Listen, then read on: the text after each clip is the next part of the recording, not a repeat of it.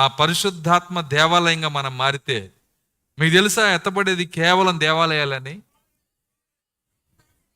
ఎత్తబడేది కేవలం దేవాలయాలే. ఏ వ్యక్తి అయితే దేవాలయంగా ఉంటాడో తన దేవాలయాన్ని అగ్నిలో ఉంచడానికి ఇష్టపడాడు దేవుడు. హల్లెలూయా. తన దేవాలయాన్ని మరణించడానికి కూడా ఇష్టపడలేదు ఆయన. తన దేవాలయాన్ని అగ్ని రథాల మీద తీసుకొని వెళ్ళాడు ఆయన. తన దేవాలయాన్ని తనతో నడిపించుకుంటా పరలోకాన్ని తీసుకెళ్ళాడు ఆయన. హల్లెలూయా.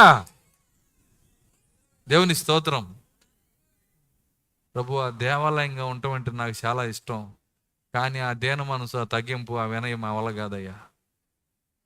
ఇంకెట్లా నీకు వచ్చేది పరిశుద్ధాత్మ? కాబట్టి ఈ రాత్రి మనల్ని మనం పరిశీలించుకొని ప్రార్థించుకుందాం.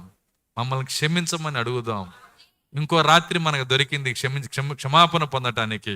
ఆయన ఆత్మ లేకుండానే మరియ వలె వెళ్ళిపోకూడదు.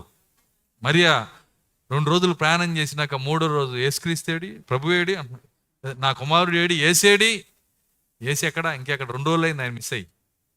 అర్థమవుతుందని నేను చెప్పింది. ఈరోజు సంఘము కూడా మరియ వలె యేసు లేకుండానే ముందుకెళ్ళిపోతూ ఆదివారాల మీద ఆదివారాలు, శనివారాల మీద శనివారాలు, బుధవారాల మీద బుధవారాలు గడుపుకుంటూ వెళ్ళిపోతుంది. నువ్వు గుర్తించేటప్పటికి ఆలస్యం అవ్వచ్చు.